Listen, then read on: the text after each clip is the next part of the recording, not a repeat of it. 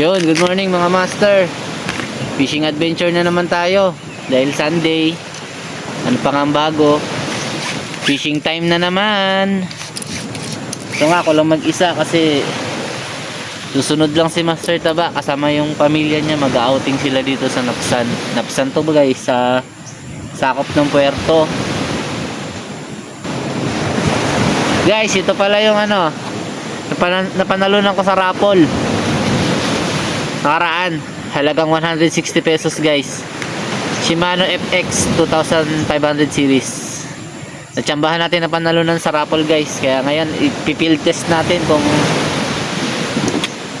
maganda ba siya. Pero tingin ko maganda naman guys. Kasi first time ko lang nagkaroon ng ganitong reel guys na Shimano.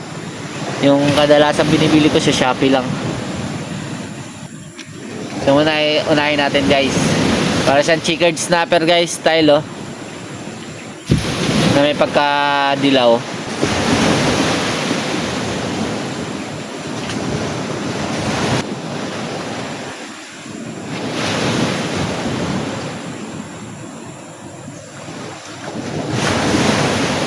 Yan mga master, yan yung spot ko. So simula dito sa tapat, simula dito hanggang doon, ikutin ko. Yun yung spot mga master, yung tinuro ko. So yan, hindi ako pwedeng mag-video gamit lang yung cellphone mga master kasi baka mabasa. So update mamaya kung anong huli natin mga master. Peace out, sana makapish. Meanwhile, 2 hours later.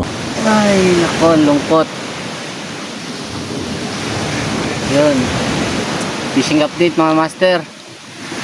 Buklo, walang nag-strike. Guys, sama daw nila ako sa bangka nila. Okay lang? Ikaw yung nagsabi Kaya mo na. Tama ako, try lang, try. Sige, ligpatin ko lang yung gamit ko. Yun mga master, sasama ko ng dalawang bata mga master. Magbabangka kami. Ito sila niyaya lang nila ako, naawa siguro kasi wala akong huli. Mababait mga bata na to guys. Ito sila. So sa susunod guys, pwede namin sigurong hiram-hiramin to dito. Grabe. Ayan, niyaya ako ng dalawang bata, naawa siguro sa akin kasi wala akong huli. Sure kayo, sama nyo ko thank you Ano, buhatin na natin. Tara. Ito?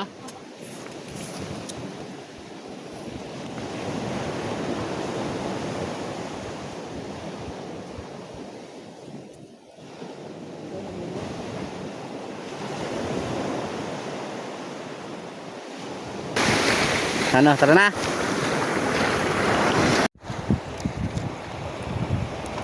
Fishing update mga master. Barakuda lang, dalawa.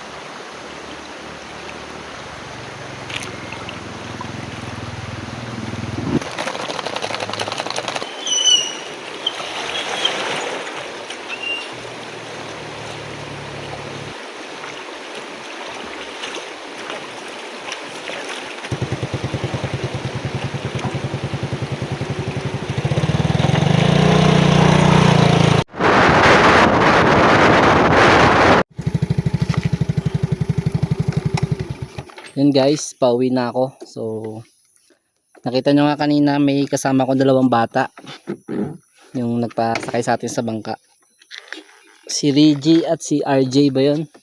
So hindi na ako nakapagpaalam sa kanila guys kasi pinauwi nata sila ng magulang nila. So gusto nila magkaroon ng setup guys na fishing rod at reel. Ayun nga, fishing setup para makapaghagis-hagis sila dun sa kanila. So susunod na balik natin guys, bibigyan natin sila ng fishing setup pero i-ready natin yan guys para sa kanilang dalawa. So peace out.